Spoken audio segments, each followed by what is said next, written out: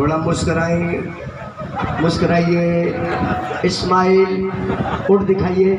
हंसिए, एक बार और स्माइल, एगो लगातार स्टील खींचे।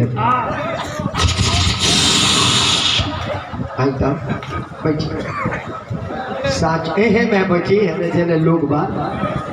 वो मंदिरों में कालसा हुई, कालसा एगो खींच ले लो, आम के पलो हुई, अच्छा तो सब ले तो अर्जुन बाबू खींच ले तो बियाह कराइए, ऐसा जो भी बियाह हुई। चाची अभी मानी की ना आई बनी जा आई तो जुल्मे बारे भाई चाची हमार कहते जाए देखो तारा बूढ़वा के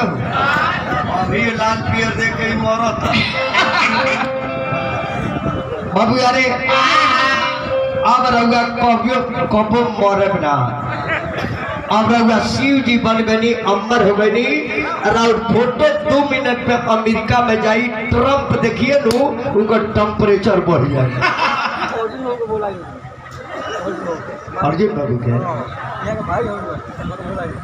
यह का भाई है कर्म अर्जुन बाबू हमारे छोटी रिश्ता कुल गड़बड़ बनी सब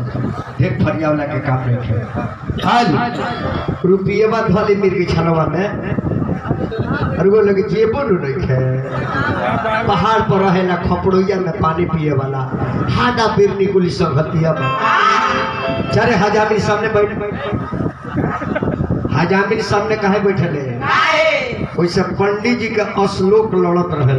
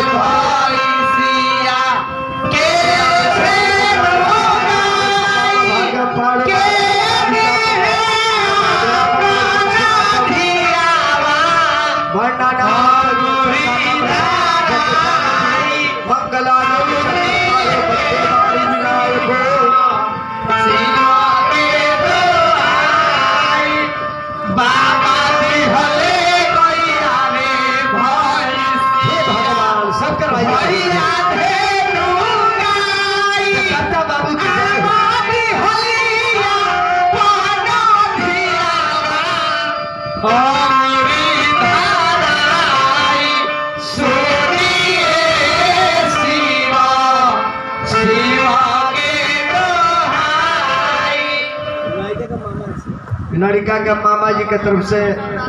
लड़का के दादा हमारा जमदार चाचा 1 से 1 पैदल मानी, लेकिन अर्जुन बाबू गणेश पूजाई थे ये सब संकल्प कराई में गई गणेश पूजाई थी जल्दी बगली में धरिए बगली में माल फैले जाए और वह अस्कतिया 3 महीने के खैनी का काम हो गया। अभी अभी आ रहा बानी यहाँ के हमारे भाई बानी यहाँ के भगना के खुशी ना बल्कि हमने के भगना बा 100 रुपया दिल बानी बाबू के शुभकामना करता है